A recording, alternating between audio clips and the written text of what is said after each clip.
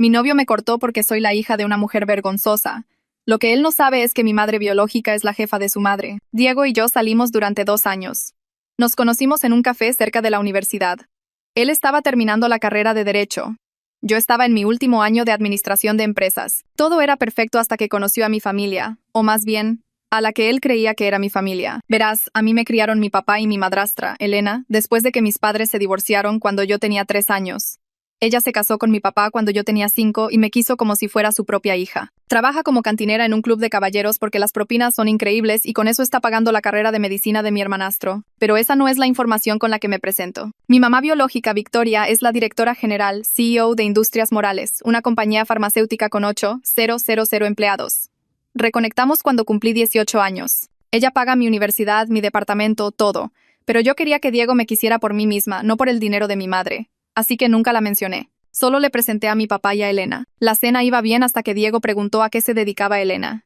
Ella honestamente dijo, trabajo en hospitalidad. Diego insistió, ¿qué tipo? Mi papá respondió, trabaja en un club en el centro, gana muy buen dinero. Diego siguió presionando hasta que Elena finalmente dijo, soy cantinera en el Terciopelo. Vi cómo la cara de Diego cambió. El Terciopelo es un lugar de lujo, pero sigue siendo un table dance. Apenas habló durante el resto de la cena. En el coche, después, estaba helado. No me dijiste que tu madrastra trabaja en un table dance. ¿Por qué lo haría? Es solo un trabajo. ¿Solo un trabajo? Sofía, ese no es solo un trabajo. ¿Qué clase de mujer hace eso? ¿Una mujer que saca adelante a su familia? Me dejó en mi casa sin siquiera darme el beso de buenas noches. 2 días después llamó. Tenemos que hablar. Nos vimos en el mismo café donde nos conocimos. Ni siquiera me dejó sentarme antes de empezar. No puedo hacer esto. No puedo estar con alguien de ese tipo de entorno. ¿Qué tipo de entorno? Tú sabes cuál. Mi madre me crió con estándares. Es el mismo ambiente, el mismo tipo de mujer. Y esas cosas son genéticas. De tal palo, tal astilla. Me quedé sentada atónita. ¿Crees que estoy contaminada por el lugar donde trabaja Elena? Creo que venimos de mundos diferentes. Mi madre empezó desde cero y se convirtió en directora de una de las empresas más grandes del país. Me enseñó a aspirar a más. Eres hermosa, Sofía, pero la belleza se acaba. La clase es para siempre. Y tú no la tienes. Me dejó sentada allí. Esa noche bloqueó mi número. Publicó en redes sociales algo sobre saber lo que vales y no conformarse con menos. Sus amigos le dieron me gusta. Su madre, Beatriz, comentó con emojis de corazón. Fue entonces cuando decidí destruirlos a ambos. Verás, lo que Diego no sabía era que la jefa de Beatriz, la CEO a la que ella ha intentado impresionar durante 15 años, es mi madre biológica. Victoria y yo comemos juntas todos los miércoles. Me ha estado preparando para que eventualmente me haga cargo de la empresa. Tengo una oficina en Industrias Morales bajo un apellido diferente, por privacidad. Conozco a cada ejecutivo, a cada jefe de departamento, y sé exactamente qué tan precaria es la posición de Beatriz. Lleva 3 años buscando un ascenso a vicepresidenta. Siempre la han ignorado. Victoria me dijo una vez que Beatriz era competente, pero carecía de pensamiento estratégico. Sus evaluaciones son mediocres. Está a una reestructuración de ser considerada redundante. Llamé a Victoria esa noche. Le conté todo. No pidiendo favores, solo compartiendo lo que pasó. Victoria se quedó callada un largo momento. ¿El hijo de Beatriz dijo que eres basura? ¿Por Elena? Dijo que soy de otra clase, que su madre le enseñó estándares. Victoria soltó una carcajada. ¿Su madre? ¿Esa que se pasa la hora de la comida llorando en el baño porque no puede entender cómo usar Excel? ¿A la que mantuve en la empresa por pura lástima después de la fusión? ¿Esa Beatriz? La semana siguiente, Victoria anunció una reestructuración importante. Todos los directores tendrían que volver a postularse para sus puestos. Presentar su valor para la compañía. Beatriz le enviaba mensajes de pánico a Diego constantemente. Lo sé porque el amigo de Diego, Javier, todavía era amigable conmigo y me mostró capturas de pantalla. Nos van a hacer presentar el viernes. El jueves por la noche, Victoria me llamó. ¿Quieres presenciar las revisiones de mañana? Buena experiencia de aprendizaje. ¿Puedes usar la sala de observación ejecutiva? Dije que sí y conduje a la oficina esa noche. El edificio estaba casi vacío cuando llegué, alrededor de las 8 p.m. Los de seguridad me saludaron con la cabeza. Tenía un gafete con mi apellido real y sabían quién era. Tomé el elevador al piso ejecutivo y encontré la sala de observación junto a la sala de juntas principal. Un técnico ya estaba allí preparando las cosas. Me mostró cómo funcionaba el espejo unidireccional. Podía ver perfectamente la sala de juntas, pero cualquiera dentro solo vería un espejo. Ajustó el sistema de audio y, de repente, pude oír todo. Lo probó caminando hacia la sala de juntas y hablando.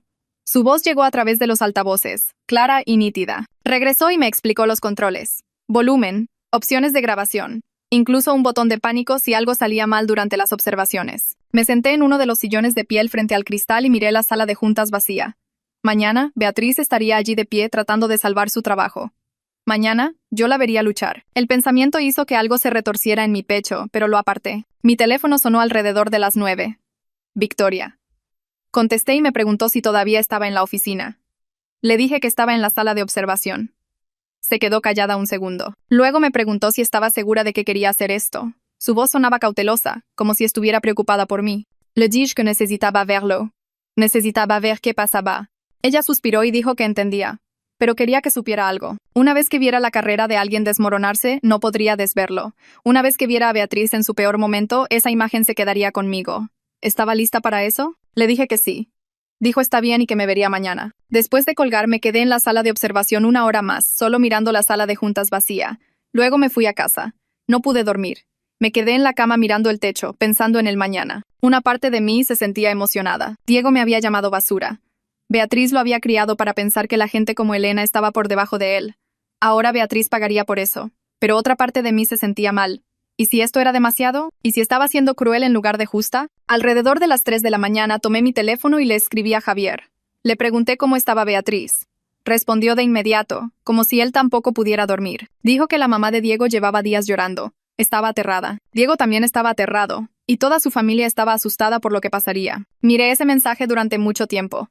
Luego dejé el teléfono e intenté dormir, pero no pude. El viernes por la mañana finalmente llegó.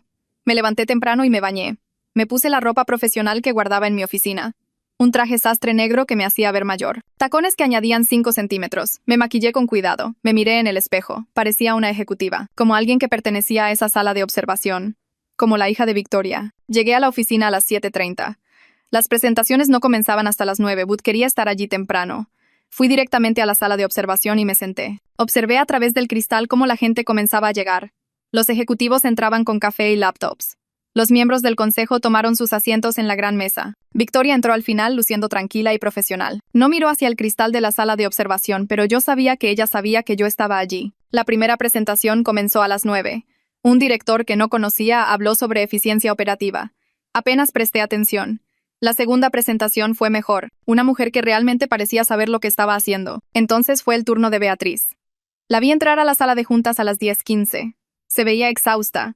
Su traje era bonito, pero su rostro estaba pálido y tenso. Llevaba una carpeta enorme que parecía que había pasado semanas armando. Podía ver sus manos temblar mientras preparaba su laptop. Se le cayó el cable de conexión 2 veces antes de poder enchufarlo. Algo incómodo se retorció en mi estómago viéndola batallar. La laptop no se conectaba al proyector al principio. La cara de Beatriz se puso roja mientras buscaba a tientas los cables. Uno de los ejecutivos revisó su reloj.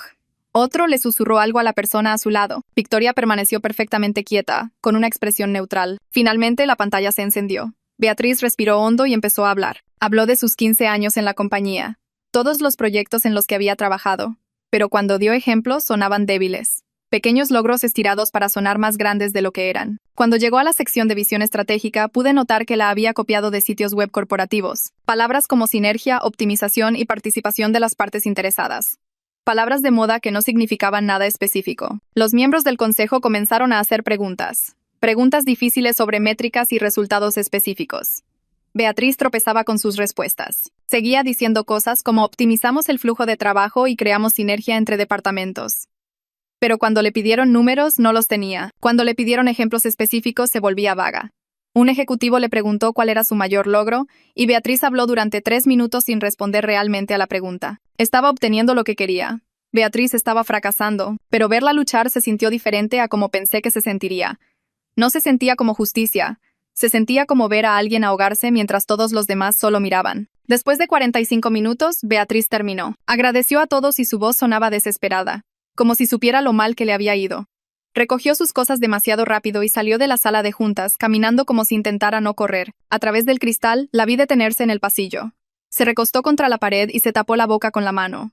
Me di cuenta de que estaba viendo la vida profesional de alguien desmoronarse. 15 años de trabajo terminando en una mala presentación. Me levanté y salí de la sala de observación. Fui a mi oficina y cerré la puerta. Me senté en mi escritorio sintiéndome mal en lugar de feliz. Mi teléfono vibró. Un mensaje de Javier. Dijo que Diego acababa de llamarlo llorando. Beatriz llegó a casa y no podía dejar de temblar. Creía que iba a perderlo todo. Miré ese mensaje. La venganza que había planeado se sentía diferente ahora. Menos como justicia. más como crueldad. Alguien tocó a mi puerta una hora después. Victoria entró y se sentó frente a mí. Me miró a la cara con esa atención cuidadosa que siempre tenía, como si pudiera ver todo lo que estaba sintiendo. Me preguntó si había obtenido lo que quería al observar. Abrí la boca para responder, pero no salió nada. Lo que quería y lo que sentía ahora eran cosas completamente diferentes. No sabía qué decir. Victoria esperó mi respuesta y finalmente logré articular palabras. Le dije que pensé que quería justicia, pero ver a Beatriz desmoronarse solo me hizo sentir mal. Ella asintió lentamente y dijo que el poder es complicado, especialmente cuando lo usas por razones personales en lugar de profesionales. Usar la autoridad corporativa para herir a alguien que te hirió siempre tiene un costo, explicó. Y ahora tenías que decidir si ese costo valía lo que obtuviste. Le pregunté a qué se refería con costo y dijo que saber que tienes el poder de destruir a la gente cambia cómo te ves a ti misma. Y una vez que usas ese poder, no puedes fingir que solo eres una persona normal que fue herida. Te conviertes en alguien que usa sus ventajas como un arma. Y ese es un tipo de persona completamente diferente. Se puso de pie y me dijo que me fuera a casa y pensara en qué tipo de persona quería ser. Luego salió de mi oficina en silencio. Me senté allí otros 20 minutos, sintiéndome peor que en todo el día. Finalmente, tomé mis llaves y conduje a la casa de papá y Elena sin avisar. Necesitaba estar cerca de personas que me quisieran sin todas las complicaciones corporativas. Elena abrió la puerta y le bastó una mirada a mi cara antes de jalarme para darme un abrazo.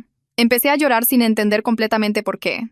Solo dejé salir todo mientras ella me abrazaba y me frotaba la espalda. Papá apareció en el pasillo, preocupado, y Elena le hizo una seña para que se acercara, y ambos me abrazaron mientras yo lloraba en la entrada de su casa. Eventualmente, Elena me guió adentro y me sentó en la mesa de la cocina mientras papá preparaba té. No hicieron preguntas. Solo me dejaron llorar hasta que estuve lista para hablar. Durante la cena les conté lo que pasó, omitiendo algunos detalles, pero explicando que usé mi conexión con Victoria para lastimar a las personas que me lastimaron. Describí cómo vi fracasar la presentación de Beatriz y cómo se sintió diferente de lo que esperaba. Papá parecía preocupado y me preguntó si creía que había hecho lo correcto. Dije que ya no lo sabía. Elena me sorprendió diciendo que, a veces, la gente necesita enfrentar las consecuencias de su crueldad. Dijo que no creía que debiera sentirme culpable por dejar que la mediocridad de Beatriz la alcanzara, especialmente después de lo que Diego dijo sobre mí. Papá argumentó que la venganza y la justicia no son lo mismo, pero Elena señaló que Beatriz crió a un hijo que piensa que las cantineras son vergonzosas y que sus familias están contaminadas. Dijo que la gente así necesita aprender que sus prejuicios tienen costos. Mi teléfono sonó mientras aún estábamos hablando y Elena vio que era Emilio llamando. Lo puso en altavoz y su voz emocionada llenó la cocina. Nos contó sobre una cirugía que observó ese día y cómo el médico titular elogió su trabajo y dijo que tenía verdadero talento. Hablaba tan rápido sobre el procedimiento y lo que aprendió, su entusiasmo se derramaba a través del teléfono. Escuchar su emoción sobre la carrera que el trabajo de Elena en el terciopelo estaba haciendo posible me recordó exactamente por qué el desprecio de Diego hacia ella era tan imperdonable. Elena trabajaba en el terciopelo para que Emilio pudiera convertirse en cirujano, y Diego la había llamado. Después de que Emilio colgó, abracé a Elena de nuevo y le agradecí por estar siempre ahí para mí. Ella dijo que eso es lo que hace la familia y que estaba orgullosa de la mujer en la que me estaba convirtiendo, incluso cuando cometía errores. Conduje a casa esa noche pensando en la diferencia entre consecuencias y venganza, preguntándome si realmente había una línea entre ellas o si solo estaba tratando de hacerme sentir mejor. Mi teléfono mostraba 3 llamadas perdidas de Javier y varios mensajes preguntando si estaba bien. Eso significaba que Diego probablemente le dijo que yo estaba involucrada de alguna manera en la situación de su madre. No respondía a los mensajes. No estaba lista para lidiar con las preguntas de Javier todavía. El sábado por la mañana me desperté con golpes en la puerta de mi departamento. Javier estaba allí con 2 tazas de café y una expresión cautelosa. Dijo que Diego dedujo que yo debía conocer a alguien en Industrias Morales porque el timing era demasiado conveniente. Lo dejé entrar sin confirmar ni negar nada y nos sentamos en mi sillón. Javier me miró con algo parecido a la decepción y dijo que pensaba que yo era mejor que esto. Sus palabras me dolieron más de lo que esperaba, porque Javier siempre había sido amable conmigo. Que él cuestionara mi carácter me hizo cuestionarlo a mí también. Le pregunté si Diego alguna vez cuestionó su propio carácter cuando me llamó basura por el trabajo de Elena. Javier admitió que Diego fue cruel y que lo que dijo estaba mal, pero insistió en que 2 errores no hacen un acierto. Hablamos durante 1 hora sobre clase social, prejuicios y venganza. Javier me dijo que Beatriz creció en la pobreza extrema y pasó toda su vida aterrorizada de volver a caer en ella. Ese miedo fue lo que la obsesionó con la respetabilidad y el estatus. Y le pasó esa ansiedad a Diego como si fueran valores. Ahora estás usando su miedo contra ellos, dijo. Y eso te hace tan mala como ellos. Argumenté que ellos me lastimaron primero, pero Javier dijo que la gente herida que hiere a otros solo crea más dolor. Me contó sobre la infancia de Beatriz, cómo creció en un parque de casas rodantes con un padre alcohólico y tuvo 3 trabajos para pagarse la universidad comunitaria. Salió de la nada a base de esfuerzo y le enseñó a Diego que el estatus y la respetabilidad eran lo único que los protegía de volver a caer. No excusa lo que Diego te dijo, reconoció Javier.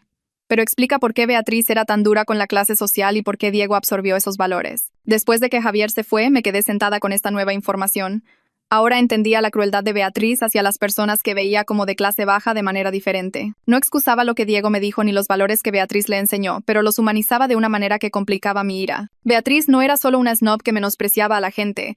Era alguien tan asustada de la pobreza que construyó toda su identidad en torno a no volver a ser pobre jamás, y le enseñó a Diego ese mismo miedo disfrazado de estándares. El domingo por la mañana, Victoria llamó para decirme que el consejo se había reunido ayer por la tarde para discutir las presentaciones. La de Beatriz fue clasificada entre las 3 peores de los 8 directores que presentaron. Victoria dijo que tomaría su decisión final esta semana, pero quería que yo supiera que lo que pasara se basaría en el desempeño real de Beatriz, no en mi enojo con Diego. Me preguntó de nuevo qué quería que fuera el resultado, y me di cuenta de que ya no tenía una buena respuesta. Llamé a Victoria esa noche después de pensar en las palabras de Javier durante horas. Contestó al segundo timbrazo y le conté todo sobre la visita de Javier, sobre Beatriz creciendo en un parque de casas rodantes con un padre alcohólico, sobre el miedo que impulsaba su obsesión por el estatus. Victoria guardó silencio durante mucho tiempo después de que terminé de hablar. Cuando finalmente habló, su voz era reflexiva en lugar de enojada. Dijo que la mayor parte de la crueldad proviene del miedo, que las personas que se sienten seguras no necesitan pisotear a otras para sentirse a salvo. Luego me preguntó qué quería que fuera el resultado, ahora que entendía mejor a Beatriz.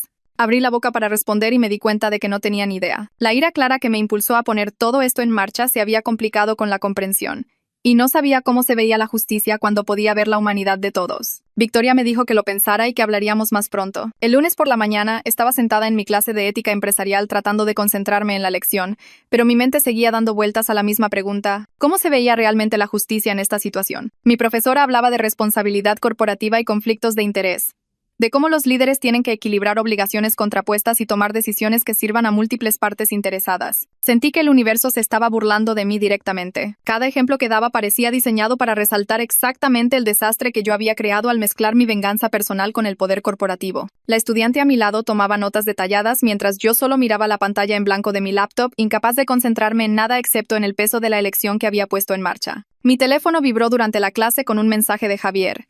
Diego quería hablar conmigo. Mi primera reacción fue negarme, decirle a Javier que Diego tuvo su oportunidad de hablar y la usó para llamarme basura. Pero algo me hizo dudar antes de escribir esa respuesta. Tal vez fue la pregunta de Victoria sobre cuál quería que fuera el resultado, o tal vez fue solo curiosidad sobre qué diablos pensaba Diego que podría decirme ahora. Respondí que lo vería, pero no en nuestro café habitual. Elegí un lugar al otro lado de la ciudad, un lugar sin recuerdos asociados. Javier me envió la confirmación de la dirección y dijo que Diego estaría allí a las 3. Llegué al café 15 minutos antes y elegí una mesa en la esquina trasera, donde no nos vieran fácilmente. Diego entró exactamente a las 3 y apenas lo reconocí. Se veía terrible, exhausto de una manera que nunca había visto en nuestros 2 años juntos. Su traje estaba arrugado como si hubiera dormido con él y tenía ojeras oscuras bajo los ojos. Compró un café y se sentó frente a mí, sin la postura segura que usualmente tenía.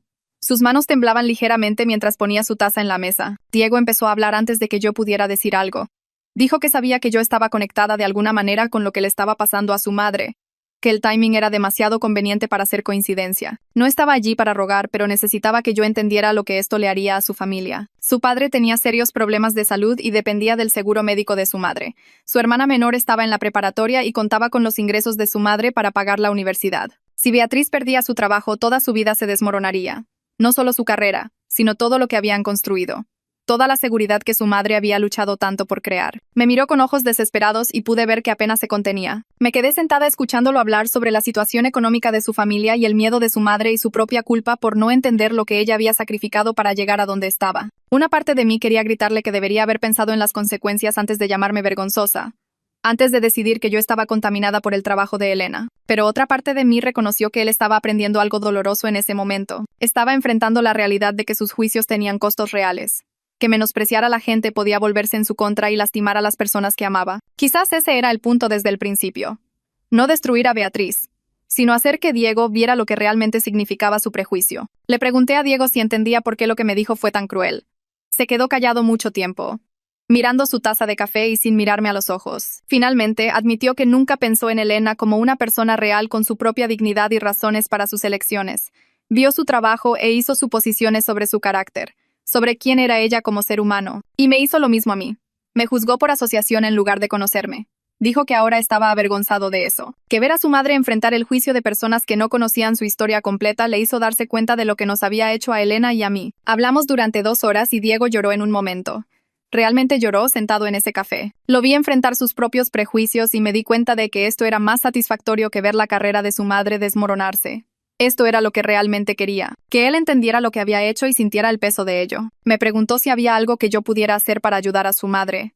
Y le dije, honestamente, que no sabía si lo había o si debía hacerlo. La pregunta no era si yo tenía el poder de cambiar las cosas, sino si usar ese poder me convertiría en el mismo tipo de persona que juzgaba a los demás sin ver su humanidad completa. Esa tarde me reuní con Victoria para comer.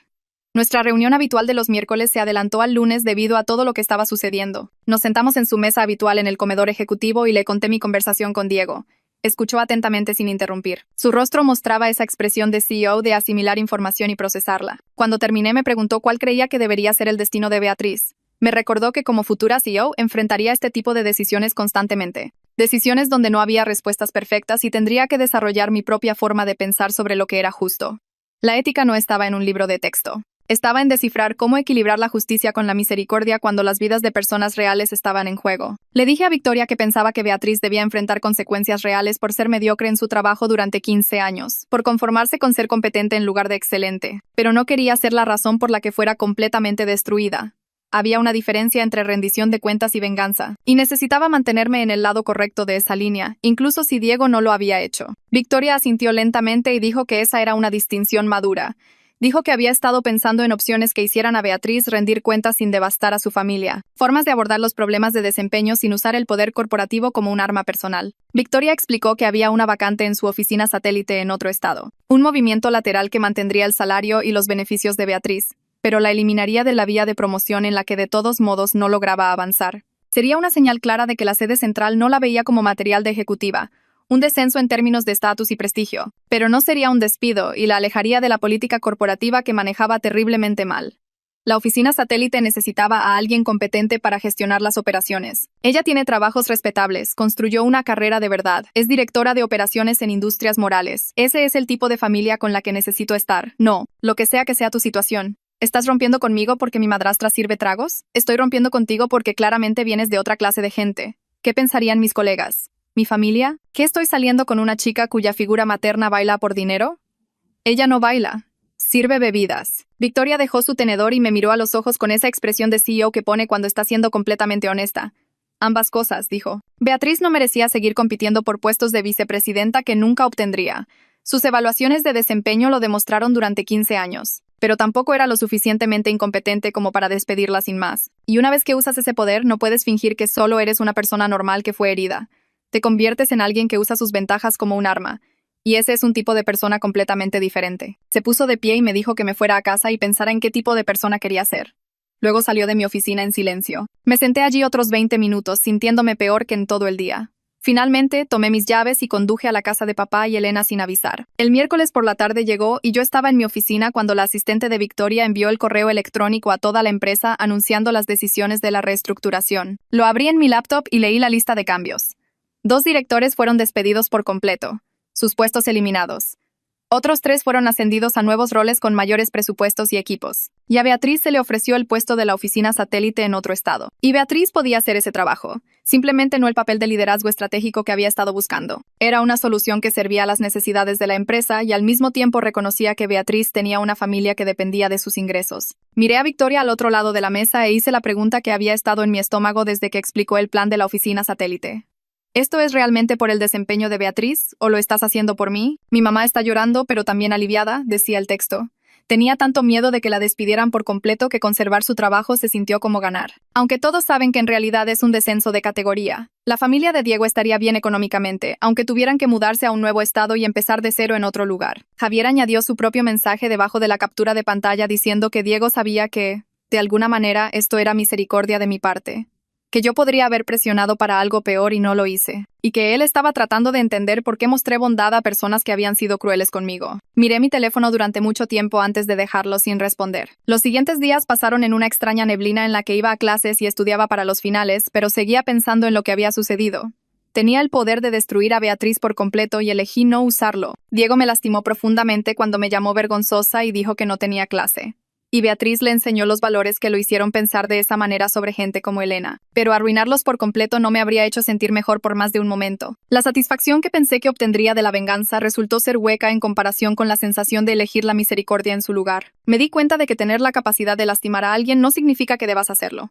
Y esa lección se sintió más valiosa de lo que habría sido ver la carrera de Beatriz desmoronarse. El jueves por la noche sonó mi teléfono y el nombre de Elena apareció en la pantalla. Contesté y dijo que había oído a través de papá que las cosas se habían arreglado con la situación que yo estaba manejando y quería que supiera que estaba orgullosa de mí. Le pregunté a qué se refería, porque no le había contado muchos detalles sobre todo el asunto de Beatriz. Elena se rió y dijo que papá le había contado lo suficiente como para entender que yo había tenido una opción entre la venganza y la justicia y había elegido la opción más difícil. La venganza es fácil, dijo. Cualquier persona herida puede desquitarse y devolver el dolor. Pero la justicia requiere verdadera fuerza, porque tienes que pensar en lo que es correcto en lugar de solo lo que se siente bien en el momento. Sus palabras me hicieron un nudo en la garganta y tuve que parpadear para contener las lágrimas mientras le daba las gracias. Ese fin de semana conduje a casa de papá y Elena, necesitando estar cerca de la familia que me amaba sin complicaciones. Nos sentamos en su cocina tomando café y hablando de todo lo que había pasado, y la conversación giró hacia la clase social, la dignidad y lo que significa ser una buena persona cuando tienes poder sobre los demás. Elena me contó historias de su propia vida que nunca antes había oído. Crecer pobre en un parque de casas rodantes y enfrentar el juicio de maestros y vecinos que pensaban que nunca llegaría a nada. Habló sobre elegir trabajar en el terciopelo aunque la gente lo menospreciara, porque el dinero era bueno y su familia lo necesitaba, y cómo aprendió que su valor como persona no estaba definido por las ideas estrechas de otras personas sobre la respetabilidad. Papá le tomó la mano mientras hablaba y vi el amor entre ellos que no tenía nada que ver con el estatus o el dinero. Emilio llegó a casa esa tarde y cenamos todos juntos alrededor de su pequeña mesa de cocina. Miré los rostros de mi familia y me sentí agradecida de una manera que no había sentido antes del rechazo de Diego. Estas personas me amaban cuando yo era solo yo, antes de tener acceso al dinero y al poder de Victoria. Cuando solo era una niña cuya madre se fue y cuya madrastra trabajaba en un table dance. No les importaban mis conexiones ni mi futuro puesto de CEO. Les importaba quién era yo como persona. Eso valía más que cualquier venganza que pudiera haber tomado contra Diego y Beatriz. La cena fue ruidosa y llena de risas. Emilio contando historias sobre sus rotaciones en la escuela de medicina y papá haciendo chistes malísimos que hacían que Elena pusiera los ojos en blanco. Me di cuenta de que la crueldad de Diego en realidad me había dado un regalo al obligarme a ver lo que realmente importaba. El lunes por la mañana, mientras caminaba por el campus hacia mi clase de Derecho Mercantil, vi a Diego venir hacia mí desde la dirección opuesta. Ambos nos detuvimos y nos congelamos por un segundo, y pensé en dar la vuelta e irme por otro camino. Pero él caminó hacia mí con cautela, como si se acercara a algo que podría huir. Y cuando estuvo cerca, dijo que su familia se mudaba en 2 semanas y que quería agradecerme antes de irse. Dijo que lamentaba todo lo que me dijo y lamentaba la persona que era cuando dijo esas cosas. Tenía los ojos rojos, como si no hubiera dormido bien, y su confianza habitual había desaparecido por completo. Me quedé allí, agarrando las correas de mi mochila, y no supe qué decir al principio. Le dije a Diego que esperaba que aprendiera a ver a las personas por quienes son, en lugar de juzgarlas por sus trabajos o de dónde vienen. Él asintió y dijo que ya estaba aprendiendo esa lección de la manera difícil. Ver a su madre enfrentar el juicio de la gente en industrias morales que no conocía su historia completa le hizo entender lo que nos había hecho a Elena y a mí. Nos quedamos allí en el pasillo del campus con estudiantes pasando a nuestro alrededor y me di cuenta de que esto era un cierre. El tipo real que proviene de que ambas personas entiendan lo que sucedió. No nos abrazamos ni prometimos seguir siendo amigos ni intercambiamos nuevos números de teléfono. Pero había algo terminado entre nosotros que se sentía más valioso que la venganza que había querido cuando rompió conmigo por primera vez. Más tarde esa semana, Victoria me llevó a comer a nuestro lugar habitual de los miércoles y me contó algo interesante sobre Beatriz. Al parecer, el puesto en la oficina satélite fue en realidad un alivio para ella en formas que Victoria no había esperado. Beatriz estaba agotada de competir por ascensos que nunca obtuvo, siempre tratando de demostrar su valía y siempre quedándose corta. La oficina satélite significaba que podía dejar de pelear esa batalla perdida y simplemente hacer su trabajo sin la presión constante de la política de la sede central. A veces lo que parece un castigo es en realidad una liberación de una situación que estaba haciendo miserable a alguien, dijo Victoria. Y eso es algo que necesitas entender sobre el liderazgo. La gente no siempre es más feliz escalando más alto. A veces son más felices encontrando un lugar donde puedan tener éxito en lo que realmente son buenos. Pensé en eso por el resto del día. El siguiente miércoles, en nuestro lugar habitual para almorzar, le pregunté a Victoria si creía que había hecho lo correcto con Beatriz y Diego. Dejó su tenedor y me miró atentamente antes de responder que no hay una única cosa correcta en situaciones como esta. Tomaste decisiones que equilibraron la justicia con la misericordia, la rendición de cuentas con la compasión, y eso es todo lo que cualquiera puede hacer cuando tiene poder sobre la vida de otras personas. Dijo que lo importante era que pensé en las consecuencias y no actué solo por ira. Y eso demostraba que estaba aprendiendo lo que realmente significa el liderazgo. Mi último semestre continuó y me concentré en mis clases y mi futuro, sintiendo que había aprendido más de toda esta situación que de cualquier curso de negocios que hubiera tomado. Mi profesora de ética asignó un ensayo sobre conflictos de interés en la toma de decisiones corporativas, y escribí sobre la importancia de separar los problemas personales de las decisiones profesionales. Hablé sobre cómo tener poder significa ser extra cuidadoso sobre por qué lo usas, y asegurarte de que tus decisiones sirvan a algo más grande que solo tus propios sentimientos. Cuando devolvió los ensayos 3 semanas después, el mío tenía una A, un 10 en la parte superior y una nota que decía que estaba claro que había pensado profundamente sobre estos temas desde la experiencia real. Guardé ese ensayo en el cajón de mi escritorio en casa, un recordatorio de lo que había aprendido sobre mí misma. Javier y yo nos vimos para tomar un café a fines de abril en un lugar cerca del campus, y me dijo que a Diego le estaba yendo bien en su nueva ciudad. Había comenzado a trabajar en un pequeño bufete de abogados que hacía mucho trabajo pro bono para personas que no podían pagar abogados, y Javier dijo que Diego estaba tratando de ser más consciente de sus propios prejuicios sobre la clase y el estatus. Javier me dijo que estaba orgulloso de cómo manejé todo, que podría haber destruido a la familia de Diego por completo, pero elegí no hacerlo. Dijo que se alegraba de que siguiéramos siendo amigos a pesar de todo, porque valoraba a las personas que sabían ser justas, incluso cuando estaban heridas. Unos días después, Elena me envió por mensaje una foto desde el Terciopelo, mostrándola a ella y a otras 5 cantineras sosteniendo copas de champán y sonriendo a la cámara. El pie de foto decía: siguiendo siendo vergonzosas después de todos estos años, con un montón de emojis riendo. Me reía a carcajadas en mi departamento y le devolví un emoji de corazón, agradecida por su habilidad para encontrar humor en todo y nunca dejar que el juicio de otras personas afectara su sentido de autoestima. La foto me hizo pensar en cómo Elena tenía más dignidad en su dedo meñique que Diego y Beatriz en todo su cuerpo, y tuve suerte de haber crecido aprendiendo de ella. Victoria comenzó a llevarme a más reuniones ejecutivas a medida que se acercaba mi graduación, presentándome a los miembros del consejo e inversores clave como su hija y la persona que eventualmente se haría cargo de la empresa. La gente sentía curiosidad por mí y hacía preguntas sobre mi educación y mi visión de la industria farmacéutica, y aprendí a navegar esas conversaciones con más habilidad de la que tenía cuando todo esto comenzó. Observé cómo Victoria manejaba personalidades difíciles e intereses contrapuestos, cómo mantenía la calma cuando la gente no estaba de acuerdo con ella y cómo construía apoyo para sus ideas escuchando primero las preocupaciones de otras personas. Uno de los miembros del consejo, una mujer mayor llamada Caitlin Henderson, que había estado en la compañía durante 20 años, me llevó a un lado después de una reunión a principios de mayo. Mismo salario y beneficios, pero claramente apartada de la sede central. El correo electrónico era profesional y no explicaba el razonamiento detrás de cada decisión, pero todos los que trabajaban en industrias morales entenderían lo que significaba. A Beatriz la estaban poniendo a pastar, eliminada de la competencia que había estado perdiendo durante años. Mi teléfono vibró en cuestión de minutos. El mensaje de Javier llegó con una captura de pantalla de un mensaje de Diego. Me gradué en mayo con honores, y toda mi familia estaba allí en la audiencia. Victoria, y papá, y Elena, y Emilio, todos sentados juntos y aplaudiendo cuando crucé el escenario para recibir mi diploma. Mirándolos sentados allí juntos, me di cuenta de que tener 2 familias de mundos completamente diferentes me hacía más rica de lo que el enfoque estrecho de Diego en el estatus y la respetabilidad jamás podría haberlo hecho. Aplaudieron tan fuerte que pude oírlos por encima de todos los demás.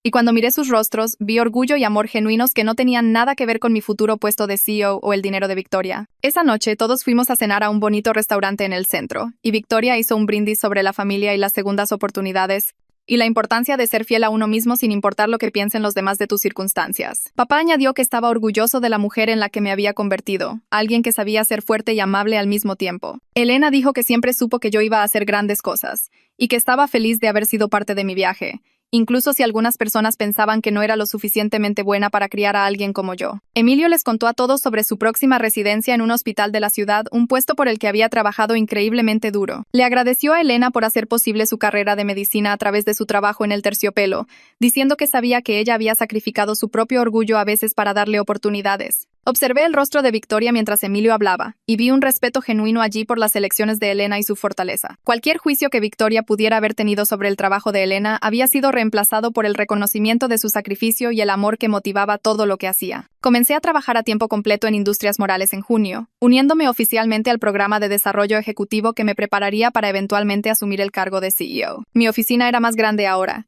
y mi nombre estaba en la puerta con mi apellido real, el apellido de Victoria que había mantenido en privado durante tanto tiempo. Se acabó el esconderme o fingir ser alguien más simple para hacer que otras personas se sintieran cómodas. La primera semana me senté en mi oficina mirando mi nombre en la puerta y la vista de la ciudad desde mi ventana, pensando en todo lo que había sucedido desde que Diego rompió conmigo hacía 8 meses. Escribió que la oficina satélite era buena para su familia, aunque la mudanza había sido difícil al principio. Me agradeció por cualquier papel que hubiera jugado en que ella conservara su trabajo. Dijo que lamentaba los valores que le enseñó a su hijo, y que ahora entendía que la dignidad proviene de cómo tratas a las personas, no del título de trabajo que tienes. Lo leí 3 veces y sentí que algo cambiaba en mi pecho, no exactamente perdón, pero algo cercano. Respondí con cuidado, manteniendo mi respuesta corta.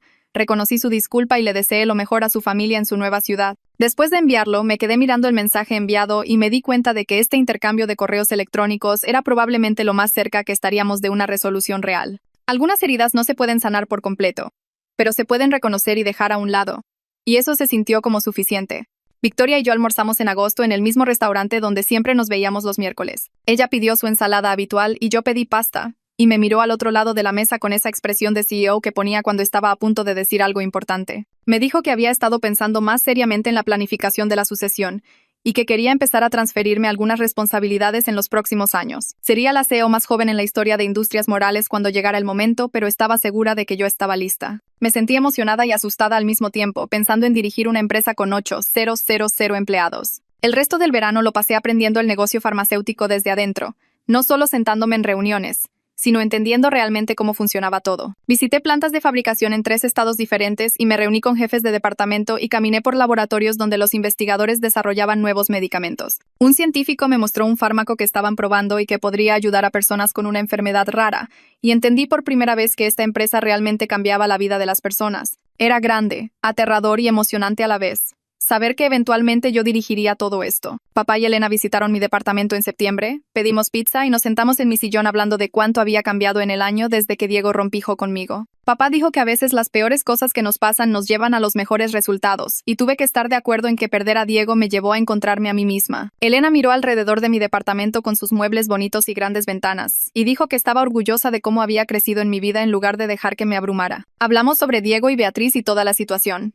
Y papá dijo que esperaba que yo hubiera aprendido que la venganza se siente bien en el momento, pero la misericordia se siente mejor a largo plazo. Elena mencionó que estaba pensando en dejar de trabajar en el terciopelo en unos años, ahora que Emilio estaba terminando la escuela de medicina. Inmediatamente me ofrecí a ayudarla económicamente, pero ella se negó, sacudiendo la cabeza con firmeza. Dijo que estaba orgullosa del trabajo que hacía y de la vida que había construido, y que no necesitaba un rescate, solo respeto. Le aseguré que siempre la había respetado, y que la crueldad de Diego me enseñó a valorar lo que la gente hace por sus familias por encima de lo que la sociedad piensa de sus trabajos. Me abrazó y dijo, eso era todo lo que siempre quise que aprendieras. Empezamos a hablar sobre la posibilidad de crear un fondo de becas para hijos de trabajadores del sector servicios, usando mis recursos para honrar a personas como ella, a quienes la sociedad menosprecia. La idea creció mientras hablábamos, y para cuando se fueron esa noche, ya estaba planeando cómo hacerlo realidad. A Victoria le encantó la idea de la beca cuando se la mencioné en nuestro siguiente almuerzo. Ofreció que Industrias Morales igualara cualquier contribución que yo hiciera. Y para octubre, habíamos establecido un fondo que ayudaría a docenas de estudiantes cuyos padres trabajaban en empleos que la sociedad considera vergonzosos. Se sintió como convertir mi dolor en algo que realmente ayudaba a la gente, lo cual era mejor que cualquier venganza.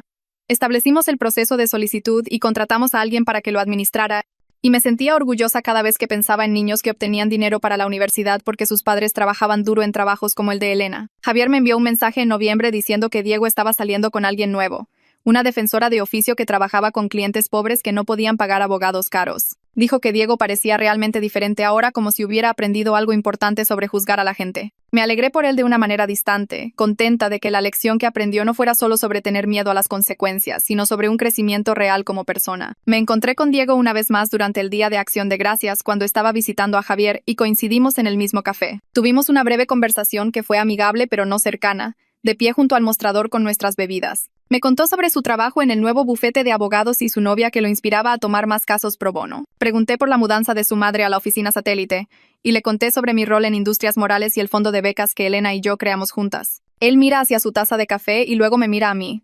Me alegro de que no nos destruyeras cuando pudiste haberlo hecho. Ahora entiendo que la misericordia es en realidad fuerza, no debilidad. Lo observo con atención, viendo a alguien diferente del tipo que me cortó en el mismo café hace un año. Espero que les enseñes a tus hijos valores diferentes a los que tu mamá te enseñó a ti. Él asiente lentamente. Lo haré. Prometo que lo haré. Terminamos nuestras bebidas y nos despedimos, y camino hacia mi auto sintiendo que algo pesado finalmente se levantaba de mi pecho. Diciembre llega rápido, y paso la mayor parte trabajando en Industrias Morales y terminando proyectos antes del año nuevo. La oficina se decora con luces y guirnaldas, pero estoy demasiado ocupada aprendiendo nuevos sistemas y reuniéndome con jefes de departamento como para prestar mucha atención. Cada noche conduzco a casa pensando en todo lo que sucedió desde que Diego rompió conmigo. La ruptura en el café donde me llamó basura. El anuncio de reestructuración de Victoria. Ver a Beatriz luchar durante su presentación. La elección que tomé de mostrar misericordia en lugar de destruirlos por completo. Y la visita de Javier cuando me contó sobre el pasado de pobreza de Beatriz. Todos esos momentos que me obligaron a descubrir quién quería ser cuando tenía poder sobre las personas que me lastimaron. Aprendí que tener la capacidad de devolver el daño no significa que debas hacerlo. La justicia resultó ser mucho más complicada que un simple castigo. Algunas noches pienso en lo que habría pasado si hubiera presionado a Victoria para que despidiera a Beatriz por completo. Y me alegro de no haberlo hecho, porque esa versión de mí me parece mezquina y pequeña ahora. Victoria y yo tenemos nuestro almuerzo habitual de los miércoles en la última semana de diciembre, en el mismo restaurante de siempre. Ella pide su ensalada habitual y yo pido pasta, y hablamos sobre los números del cuarto trimestre de la compañía por un rato. Luego baja el tenedor y me mira seriamente. Estoy orgullosa de la líder en la que te estás convirtiendo. Alguien que entiende tanto la fuerza como la compasión. Siento que se me hace un nudo en la garganta porque su aprobación lo es todo para mí. Gracias por guiarme a través de este año. Por ser la madre que necesitaba. Ella extiende la mano sobre la mesa y aprieta la mía. Verte crecer ha sido la mayor alegría de reconectar contigo. Terminamos el almuerzo hablando de planes para el próximo año y nuevos proyectos que asumiré. Y cuando nos vamos, la abrazo fuerte en el estacionamiento antes de subir a mi auto. Llega la víspera de Año Nuevo y la mayoría de la gente sale temprano de la oficina, pero yo me quedo hasta tarde trabajando en una presentación. Alrededor de las 8 en punto, apago mi computadora y me quedo sentada mirando por la ventana las luces de la ciudad que comienzan a brillar en la oscuridad. La gente probablemente se esté preparando para fiestas, cuentas regresivas y brindis con champán. Tengo una familia que me ama sin importar qué. Papá y Elena, que me criaron con valores reales sobre tratar a las personas con respeto. Victoria, que volvió a mi vida y me enseñó a usar el poder de manera responsable. Emilio, que va a ser un médico increíble porque Elena se partió el lomo en un trabajo que la gente menospreciaba. Incluso Javier, que siguió siendo mi amigo cuando habría sido más fácil ponerse del lado de Diego. Tengo una carrera en industrias morales que me desafía todos los días y que eventualmente me pondrá a cargo de 8,000 empleados. Se suponía que el rechazo de Diego me haría sentir pequeña, avergonzada e inferior. En cambio, me obligó a reconocer mi propio poder y a descubrir cómo usarlo sin convertirme en el tipo de persona que destruye a otros por venganza. Estoy agradecida por esa lección, aunque aprenderla dolió como el infierno. Mi teléfono vibra con un mensaje de Elena preguntando si voy a ir a su fiesta de Año Nuevo, y le respondo que estaré allí en una hora. Tomo mi abrigo. Apago las luces de mi oficina y me dirijo hacia el elevador, pensando en el año que viene y en todas las cosas que todavía quiero construir, aprender y llegar a ser.